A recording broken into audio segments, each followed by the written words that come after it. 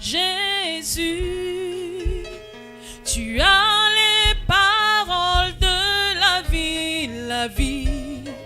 Accueillons-nous. J'ai soif de ta parole, Seigneur. J'ai soif de la révélation. J'ai soif, éternel Dieu, que tu dises un mot. Parce que là où tu parles, là où tu annonces, là où tu dis quelque chose, il y a une transformation, il y a un changement, Seigneur. Dis un mot ce matin. Alléluia. Chantons Jésus.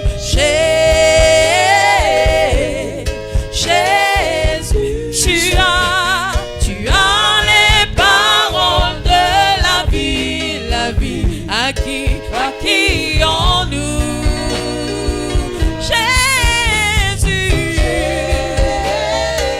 Jésus, tu as les paroles de la vie.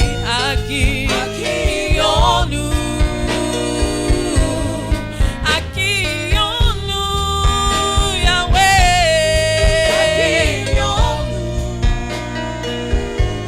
Notre Dieu et notre Père, ce matin, nous voulons nous approcher davantage de toi. Pour que nous puissions avoir accès à toi, cela va dépendre de notre degré d'attachement à ta parole. Parce que toi-même, tu es ta parole. Ce matin, nous voulons une portion de ton esprit dans le domaine de la révélation pour que nous puissions dire ce que tu nous diras de dire. Nous nous disposons. Parle-nous et à la fin nous te donnerons toute la gloire. Merci pour ta présence au milieu de nous. Et quelqu'un dit Amen par acclamation.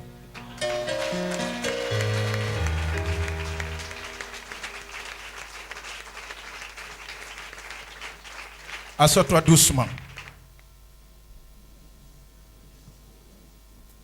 Alléluia.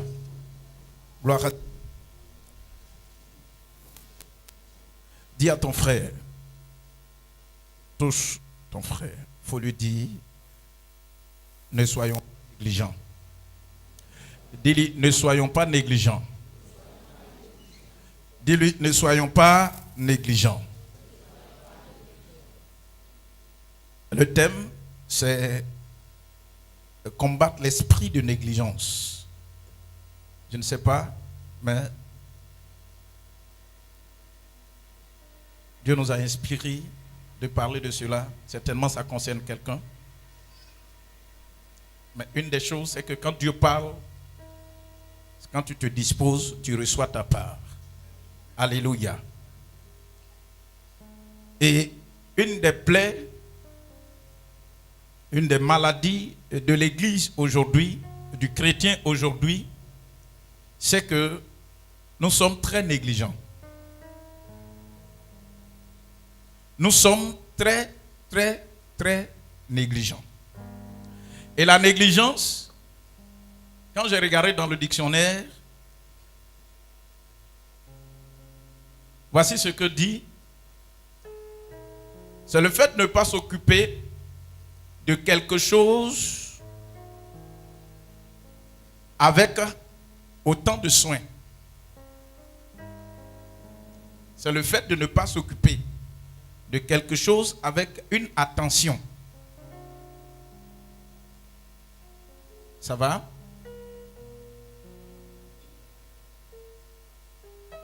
Et ici, on dit, c'est le fait de ne pas montrer à quelqu'un autant d'attention. Donc, la première définition, c'est le fait de notre d'attention à quelque chose. Amen. Et deuxième définition, qui veut dire pratiquement la même chose, on dit c'est notre manque d'attention vis-à-vis d'un homme. Ça va? Donc la négligence, c'est vis-à-vis d'un objet, vis-à-vis de quelque chose. Ça peut être aussi vis-à-vis d'un homme, vis-à-vis d'une personne. Amen. Et notre manque d'attention vis-à-vis d'une personne notre manque d'occupation vis-à-vis, ça veut dire que si on ne s'occupe pas comme il se doit, on ne prend pas soin comme il se doit, on appelle ça une négligence. Alors que nous avons l'aptitude, nous avons la possibilité, nous avons la capacité d'en prendre soin, de nous occuper de cela, et qu'on ne fait pas, on appelle ça là. Ça va? Alléluia. Gloire à Dieu. Et aujourd'hui, une des plaies, une des maladies dans l'église, c'est que le chrétien veut que Dieu descende en personne avec des paquets de bénédictions sans que lui, il ne participe.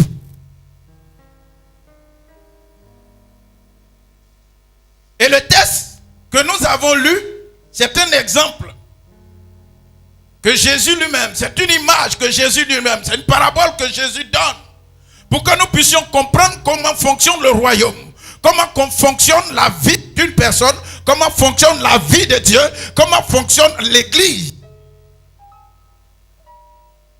Amen. Tu peux être un enfant de Dieu, tu peux être chrétien, tu es chrétien, tu peux naître dans une famille chrétienne, mais cela ne garantit pas le succès, cela ne garantit pas la réussite. Amen. Et une des choses que l'histoire nous enseigne, cette histoire que nous verrons, cette parabole que nous verrons, c'est qu'on dit qu'il y avait deux types de personnes. Mais, quel que soit le premier groupe, comme le deuxième groupe, ils ont reçu de quelqu'un, ils ont reçu de leur maître, ils ont reçu de leur seigneur.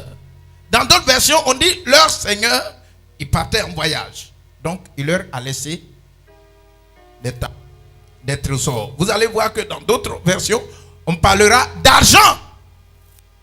On leur a laissé de l'argent. D'ailleurs, pour celui qui, le deuxième type de personne, on a dit, il fallait mettre ça en banque. Quand on dit on met quelque chose en banque, c'est un trésor. C'est quelque chose qui a de la valeur, de la grande valeur qu'on met en banque. C'est ça, non? C'est pas toujours de l'argent, hein, mais quand tu sais que tu as quelque chose d'une grande valeur, tu peux aller déposer dans une banque. Qui c'est ça? Voilà. Et c'est un trésor que tu détiens, c'est un trésor que tu as reçu de quelqu'un. Et donc cette personne se déplace pour dire, un jour je reviendrai, mais je ne te dirai pas quand je vais revenir. Ça va? Je ne te dirai pas quand je vais revenir, mais sache qu'un jour je vais revenir. Donc tiens ce talent, tiens ce trésor, tiens ce don, tiens cet objet. En te donnant, il tient compte de ce que tu as les moyens de pouvoir t'en occuper. Il sait que tu as suffisamment la capacité de pouvoir t'occuper, d'en prendre soin. Et la Bible dit que le maître, à un certain moment, est revenu vers ses serviteurs pour leur demander de rendre compte. Alléluia. Premier point, vous devez comprendre, bien-aimés, un jour, Dieu nous appellera à rendre compte.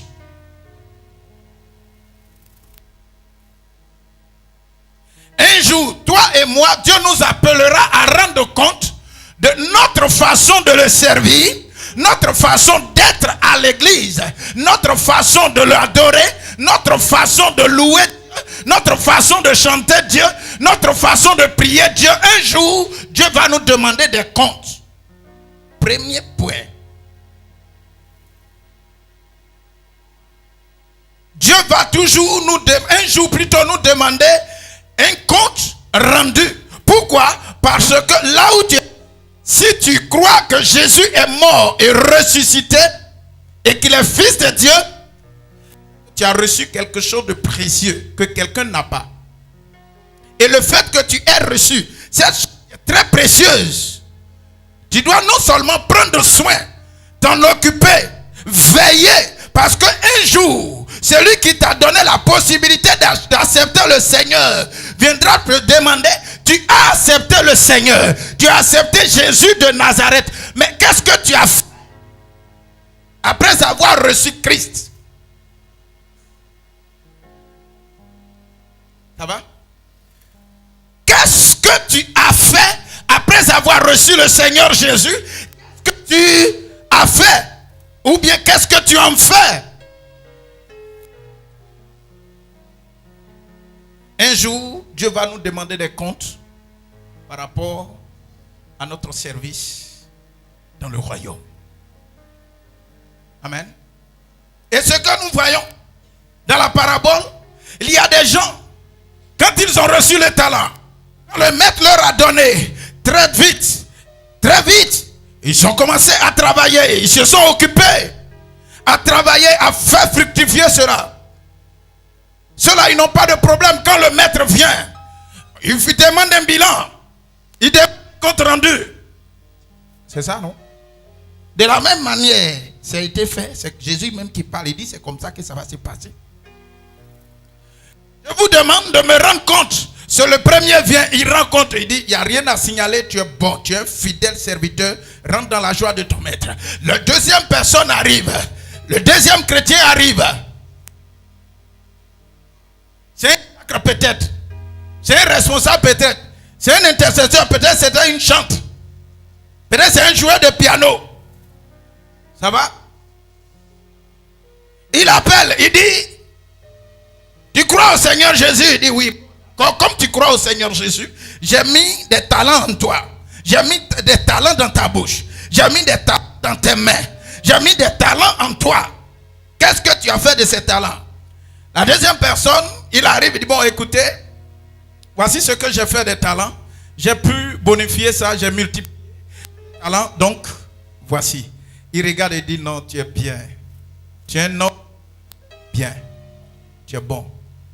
Rentre dans la joie de ton maître. Quand tu es dans la joie de ton maître, il n'y a pas de problème. Amen. Mais la troisième personne qui vient, c'est celle-là qui m'intéresse.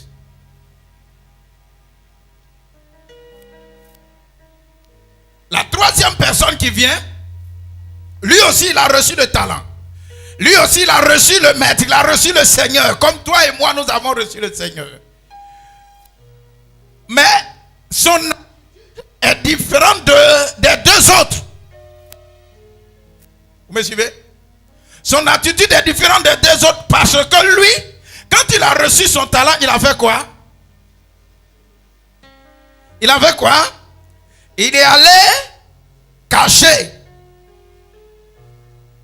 Pourquoi il a caché? Hein? Il a dit quoi? Il dit qu'il a eu peur. Il a quoi encore? Il dit qu'il connaît bien le maître. C'est ça, non? Je te connais. Je sais que là où tu n'as pas servi, toi, tu moissonnes. Il a commencé à dire. Pardon? Allez-y. Il a commencé à dire quoi? Et il a commencé à dire ce qui n'est pas bien du maître. Alors qu'ils étaient ensemble pendant des années, le maître connaissait sa capacité, il connaissait sa force, il connaissait ses aptitudes, il connaissait sa compétence, il connaissait son intelligence, il connaissait sa sagesse, il connaissait ses talents. Il lui a donné, bon, par rapport à ta capacité, tiens, je vais et je reviens. Qu'est-ce que le maître attendait? Le maître attendait que tu fasses bon usage. Le maître attendait que tu utilises ce talent. Le maître attendait que tu mettes ce talent-là au profit des autres pour que plusieurs puissent en bénéficier. Et malheureusement, ça n'a pas été fait. Il a pris ça, il a caché plutôt ce talent. C'est l'attitude des chrétiens. Et c'est ça qui a attiré plus mon attention lorsque j'étais en train de méditer. Donc vous devez comprendre que ce qui a motivé cela, c'est l'esprit de négligence. Amen. Quand tu es chrétien et que tu es négligent, tu ne reconnais jamais les bienfaits de Dieu. Tu ne sais pas l'importance de Dieu. Tu ne comprends pas l'importance de Dieu. Les actions que Dieu fait dans ta vie. Et c'est ce qui n'est pas que tu lui attribues. Quelqu'un peut se permettre pour dire Dieu m'a oublié. Dieu ne t'a pas oublié, c'est parce que quelque part tu es négligent, que tu as l'impression que Dieu t'a oublié. Ah, je suis trop fatigué de la vie. Mais tu vas être fatigué de la vie parce que tu es négligent. Ce qui est prioritaire, ce que Dieu attend que tu fasses, tu ne fais pas. Là où Dieu veut que tu sois, tu n'es pas là. Et quand tu n'es pas là, il est au loin, il est là-bas, il te voit. Il est le maître. C'est lui qui t'a confié ces choses. C'est lui qui t'a confié ses dons. C'est lui qui t'a confié ses talents. Et lorsque tu es là, au lieu de travailler, tu ne travailles pas. Et tu vas cacher ça. Dis-toi qu'un jour, il va venir et il va te demander des comptes. Et quand il va te demander des comptes, toi-même, il faut te mettre en cause. Parce que souvent, nous accusons Dieu. Nous disons de n'importe quoi à Dieu, alors que c'est nous-mêmes le problème. Nous sommes négligents. J'ai dit la négligence, c'est quoi? C'est le manque d'attention. Amen. Le fait de ne pas prendre soin des choses qui sont importantes. C'est le fait de ne pas prendre soin des choses qui sont prioritaires. C'est le fait de notre manque d'attention pour des choses essentielles que Dieu considère.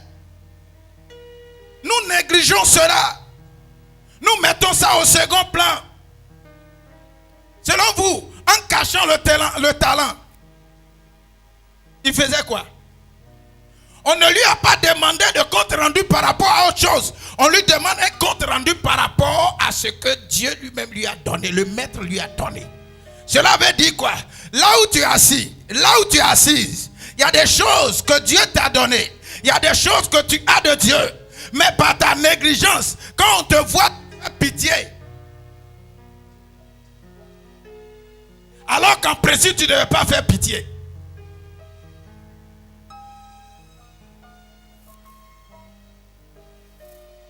Il y a des niveaux que Dieu veut que tu atteignes. Il y a des niveaux que Dieu veut que tu atteignes.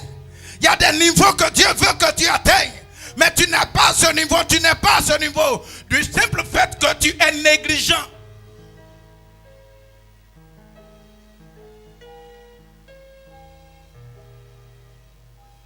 Et la Bible dit,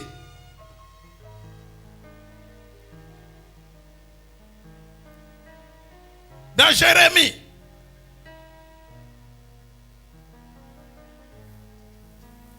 malheur à celui qui fait avec négligence l'œuvre de Dieu. Si je vous demande, quand vous lisez tout de suite, la personne, elle est malheureuse. Il n'a pas dit le caillou qui fait l'œuvre de Dieu. Il a dit c'est lui. C'est ça, non? Ça, non? Il n'a pas dit un arbre. Quand il dit c'est lui, là, c'est-à-dire toi et moi. Il dit malheur à celui, maudit soit quiconque fait l'œuvre de Dieu avec négligence. Maudit soit qui dit ça? C'est Dieu. Maudit soit quiconque fait mon œuvre avec négligence. Je te pose la question. Si tout à l'heure Dieu vient et puis il t'appelle, il dit mon fils viens, je te demande de me produire un bilan de ta vie spirituelle. Je te demande de me produire un bilan des activités que tu mets dans l'église. Quelle sera ta réponse? Je te demande de me produire un bilan des actions que je te demande chaque fois de faire dans l'église. Quelle sera ta réponse? Nous devons atteindre certaines maturités spirituelles pour comprendre que Dieu récompense tous ceux qui sont déterminés pour son œuvre.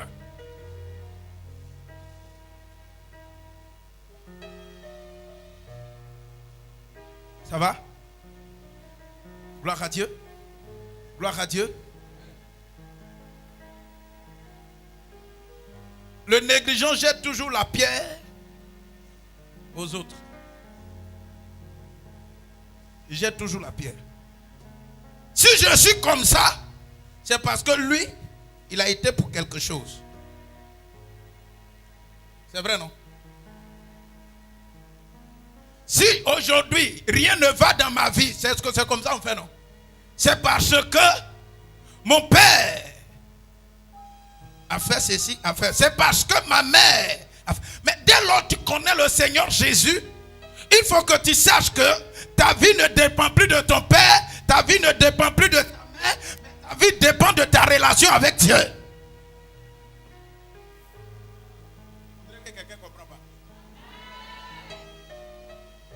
Quand tu acceptes le Seigneur Jésus, il y a une révélation qui est dedans, qui te dit que tu es passé des ténèbres à la lumière. Donc à partir de cet instant, tu as la possibilité de t'orienter toi-même. Ça va? Et plusieurs sont toujours en train de sombrer parce qu'ils ne connaissent pas le principe de la détermination, du zèle qui est rattaché à notre foi en Christ. Ils sont chrétiens, mais ils ne prennent jamais d'initiative. Quand il va s'agir de leur propre vie, ils attendent toujours que quelqu'un vienne. Et si la personne n'arrive pas, on lui jette la pierre. C'est à cause de lui que je n'ai pas réussi. C'est à cause de lui que je n'avance pas. C'est à cause de lui que mon commerce est tombé. C'est à cause de lui. Oui, mais après ça, quelle est l'attitude que tu as vis-à-vis de la situation? Tu es tombé une fois, mais tu vas rester à terre? Dis à ton frère, tu es tombé, est-ce que tu vas rester à terre? Il ne faut pas rester à terre, frère. Est-ce que je me fais comprendre? Les gens sont malheureux. Nous sommes tous malheureux parce que nous négligeons l'œuvre de Dieu. Nous avons des difficultés parce que nous négligeons l'œuvre de Dieu. Nous avons des situations compliquées parce que nous négligeons l'œuvre de Dieu. Dieu va nous demander des comptes de ce qu'il nous a donné, de ce qu'il nous a donné. Regardez, quand le monsieur, il lui a donné, il a caché. Quand il a caché, il était en train de... Il était en train de faire quoi? Il s'occupait des choses que le Père ne lui a pas confiées. C'est vrai, non? Il s'occupait des choses. Son père, vous allez voir que quand ce que Dieu vous demande de faire, vous ne faites pas, vous tournez en rond. Ce que Dieu demande de faire, si tu ne le fais pas, tu tournes en rond. Donc, un des points que vous devez retenir, un homme négligent est toujours en retard sur les autres. Si tu notes ça. Tu es toujours en retard sur les autres. Pendant que Dieu est en train de dire, toi, rentre dans la joie de mon maître. Rentre dans ma joie. Sois à un certain niveau. À partir de cet instant, lui, il est là. Il voit les autres avancer. Mais ce qu'il trouve à faire, c'est d'accuser les autres. Et puis pendant que tu accuses, tu tournes en rond. Pendant que tu insultes les autres, tu tournes en rond. Pendant que tu es en train de jeter la pierre, toi, tu tournes en rond. Le négligent, il est toujours en retard sur les autres. Ça va? Le négligent, un homme négligent, il est toujours en retard. Et Dieu dit, il est un homme à la rigueur, il est déjà maudit même.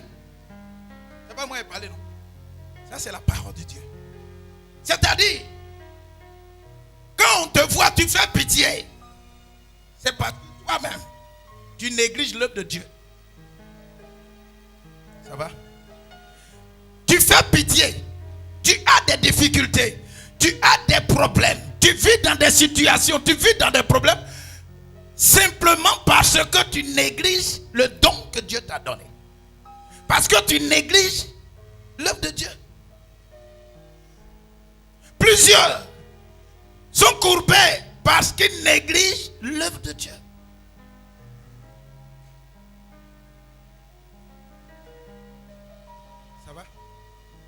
Dis à ton frère, réveillons-nous. Alléluia. Quand par exemple d'autres vont dire, mais en quoi je néglige l'œuvre de Dieu? C'est ça, non? C'est ça. Qui a déjà la réponse? Une réponse comme ça. En quoi je néglige l'œuvre de Dieu? Vous n'avez pas de réponse?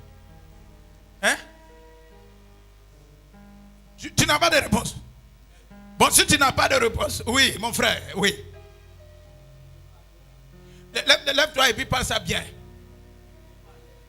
Voilà, lui il dit, négliger Dieu, il voit ça dans le sens où, quand on dit, retrouvons-nous ici à 8 heures, et puis d'autres s'emmènent à 10 heures. Alors que quand ils vont au travail, ils sont à l'heure. Je vous ai dit quoi?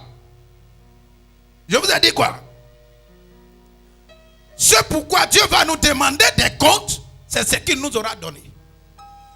Si on ne t'a pas remis l'argent, on ne peut pas demander compte pour ce qu'on ne t'a pas remis. C'est ça, non? Mais si Dieu te demande des comptes, c'est parce que Dieu ne va pas te demander des comptes par rapport à ton travail, mais il va te demander des comptes par rapport à son œuvre.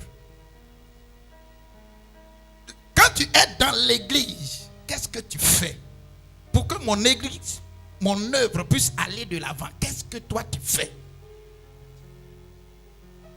Pose la question à ton frère. Si Dieu descend et il te demande qu'est-ce que tu fais, quelle sera ta réponse?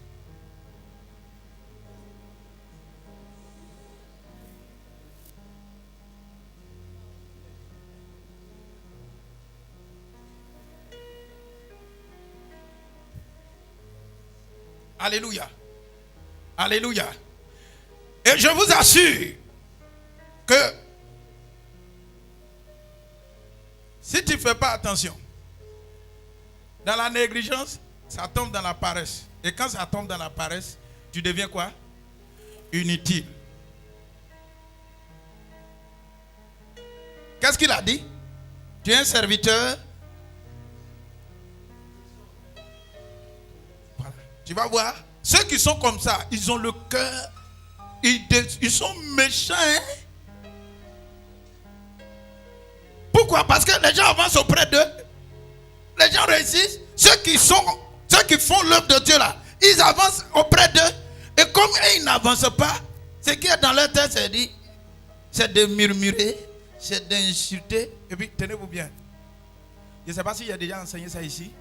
Les esprits du désert là, il y a déjà enseigné ça ici. Hein? Pardon? Ah bon? Ah ok. Voilà, je vais... Ah, c'est le jeudi que j'ai enseigné. Ok, je vais enseigner ça. J'ai dit combien de points? Les esprits du désert. 4. Non, c'est 5. J'ai ajouté un deuxième, un cinquième. Il y a un cinquième esprit qui s'est ajouté. Mais aujourd'hui, nous sommes au quatrième point? Hein? 3e point. Et j'ai dit quoi? Un homme négligent, il est toujours en retard. Et puis un homme négligent, il est paresseux. Et dans la paresse, il devient inutile. Amen. Si tu ne fais pas attention, on te dit il ne faut pas faire ça. Réveille-toi.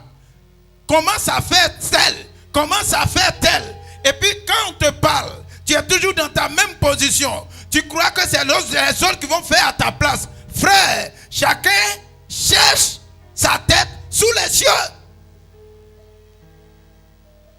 Qu'est-ce qu'on dit à Abidjan ici? Chacun se... Donc vous allez voir que ce qui me revient de faire, quand il va s'agir de la maison de Dieu, je le fais avec détermination, je le fais avec zèle. Parce que je sais que la négligence peut me conduire dans un endroit où quand on va me demander des comptes, je ne vais pas balbutier.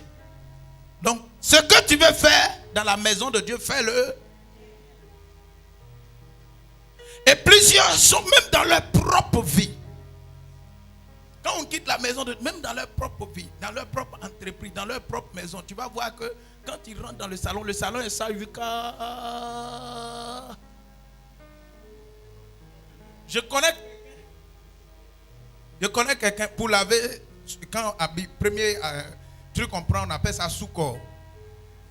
Généralement, c'est de couleur blanche. Non, il est tellement négligent jusqu'à... Donc, une chose qui touche son corps, ça change de couleur.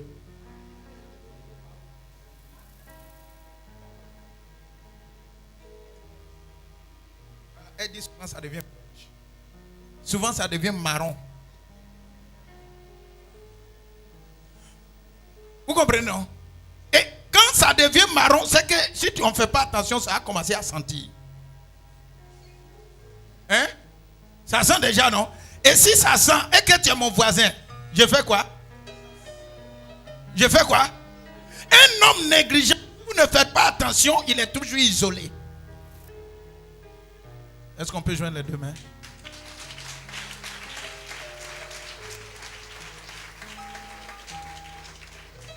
Faites très attention. Quand il est négligent, on vient à l'église comme ça. Quand le groupe musical on chante, on danse. Mais quand il sort de là, souvent même il parle seul. Il parle seul. Comment? Alors que il suffit que tu prennes conscience de cet esprit que tu es négligent. Et cette négligence, c'est pas normal. Si les autres avancent, toi aussi tu dois avancer. Si les autres rentrent dans la joie de leur maître et vous avez le même maître, il faut que toi aussi tu puisses rendre aussi témoignage. Pourquoi eux et pas toi? Cela dépend.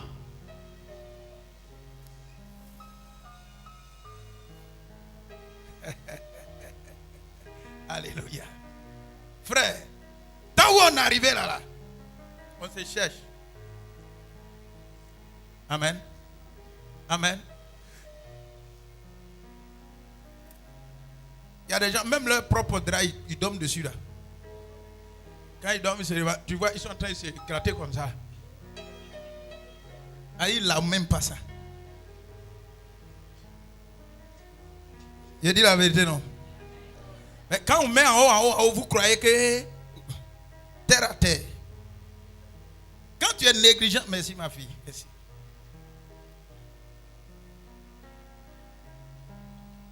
Même ta propre maison, tu ne veux pas balayer.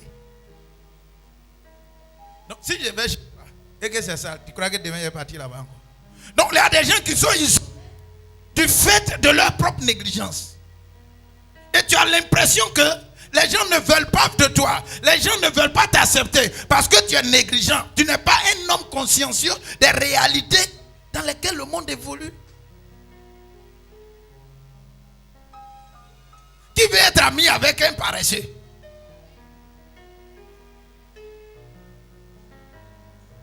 Et souvent tu es là, tu es une personne, moi je n'ai pas d'amis. Tu n'as pas d'amis, c'est parce que tu as un problème. Et quand on vous enseigne comme ça, quand tu es négligent, ça se limite à l'église ici. Quand tu sors, elle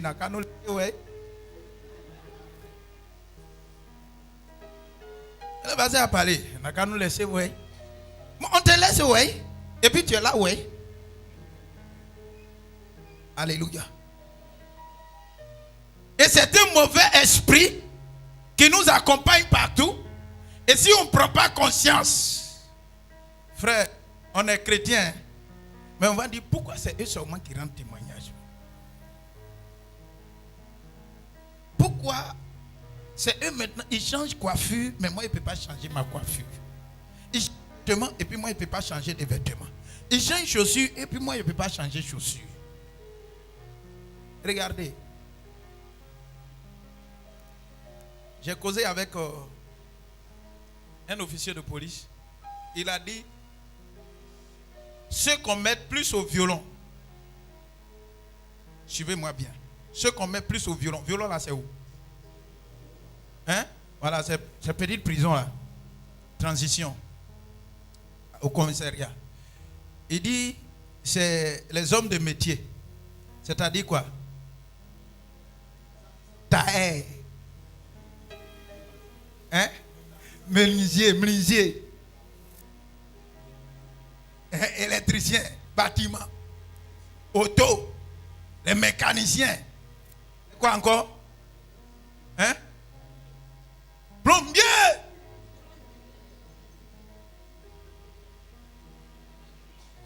Ceux qui sont dans ce secteur d'activité, tu vas voir que tu vas leur confier ton travail.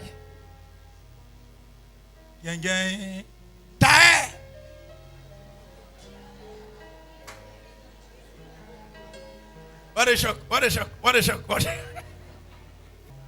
Et quand je vais loin, loin, loin, vous croyez que c'est affaire de loin, loin. Non, c'est entre nous ici, là. C'est tout près ici, là. Hein? Quand tu es négligent, ce qui est prioritaire, là, tu ne fais pas ça. On te donne habit, on dit, il faut coudre. Et puis tu t'as regardé Nouvelas. Nouvelas, et où? Ça va te donner quoi? C'est des gens, quand tu regardes Nouvelas, là, ceux qui sont dedans là, ce sont des stars. Ce sont des stars. Ce sont des stars. Ils ont des millions. Tu vas voir celui qui pousse au trône dans Nouvelas. Et puis tu l'insultes. Lui là même m'énerve. Quand tu dis il m'énerve là, il a des millions comme ça. Parce qu'il a joué ce rôle pour que toi, tu laisses tes machines. Tu laisses le pain mindeb là. On t'a donné de coudre, il est porté. Tu laisses ça, tu t'as regardé Nouvelas. On vous dit de laver, on fait les cibles là. Le monsieur, il met ses vêtements là. Il a mis aujourd'hui, il est parti au travail, il vient, ça y est là. Tu n'as pas lavé. Il a mis deuxième, il va, il vient, tu n'as pas lavé. Il va, il vient, troisième. Quand il va parler, toi tu aimes trop parler, il n'aime pas parler, tu es négligent.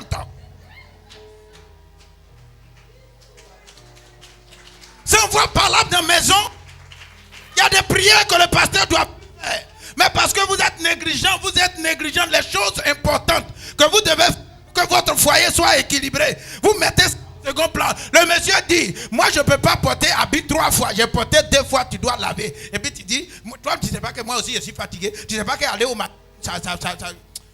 non, il ne faut pas faire ça.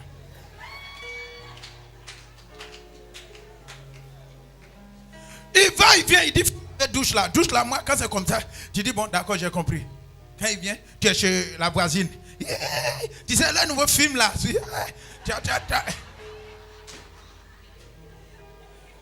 Oh, il y a quel nom dedans même? Hein? Quel nom? Hein? La donne. Ouais, la donne. Oui. C'est ça. Tu vois la donne, non? Moi-même, je la comprends même pas. Au lieu de pardonner, elle parle même pas. Aïe.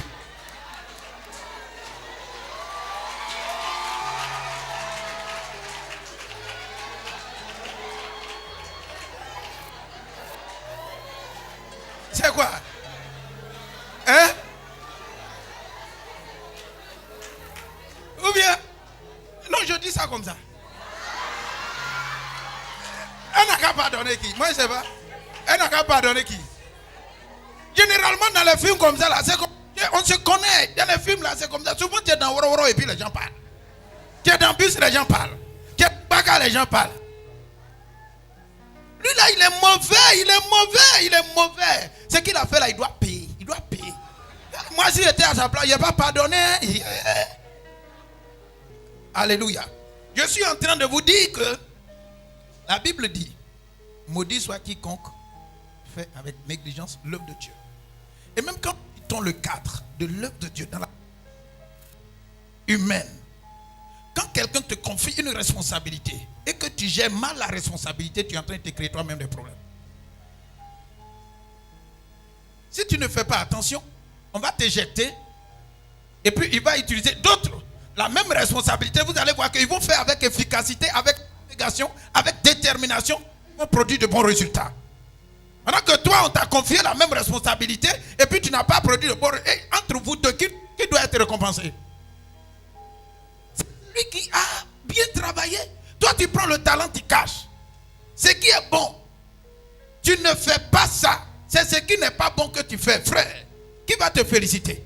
Personne ne te... Des gens qui croient que, bon, moi, toujours ce que je fais là, c'est le mauvais côté, on voit. C'est le mauvais côté, on voit. Mais ce qu'on ne t'a pas dit de faire, si c'est ça que tu as fait là.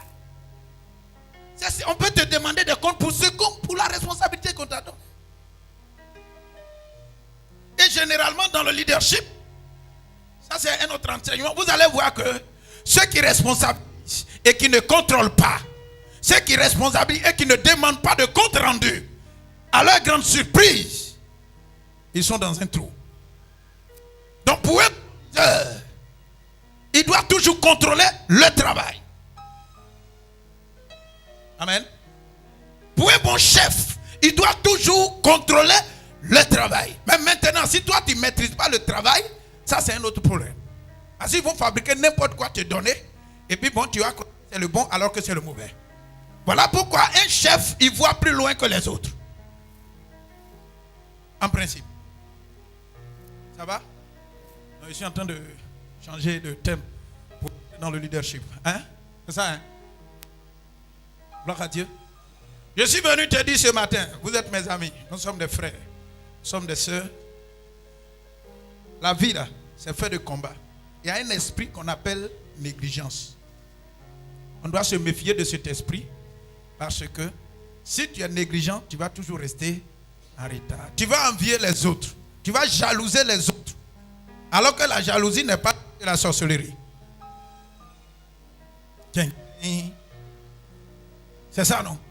Et même à l'église, pour ceux qui sont très paresseux, vous allez voir, même tout à l'heure, je vais voir, vous qui êtes là, il y a des gens, quand on dit on va venir aux répétitions, toujours répétition, c'est la même chose, c'est la même chose. Moi, je ne viens pas où. Ils n'ont qu'à faire ça là-bas. Et puis, il y a des gens quand même qui viennent. Et demain, vous allez voir que quand on les met là, on dit chanter. D'autres chantent, et puis il y a des gens. Par contre, quand l'autre prenne, et puis la salle est éveillée, ça dépend de leur détermination, leur zèle, leur attention par rapport à leur responsabilité de leur Seigneur. Si Dieu t'a appelé à être chanteur, toi que c'est un talent que tu as reçu de Dieu. Un jour, il va te demander des comptes par rapport. Maintenant, si tu veux chanter et que tout le monde te regarde et que tu ne fais même pas des exercices de voix, comme pour moi, ressemble à crapaud, et que tu vas faire comme ça. Non, moi, là où Dieu va me demander les comptes, c'est la qualité de ma prédication, la qualité des conseils que je vous donne, la qualité de la parole que je vous prêche. C'est ça, il va me demander des comptes. Et comment je mène à bien, vous qui êtes là, est-ce que je vous donne de bons conseils pour que vous soyez des modèles? Est-ce que je vous donne de bons conseils pour que demain, on ne vous rejette pas, mais partout vous rentrerez, qu'on vous regarde et qu'on vous envie?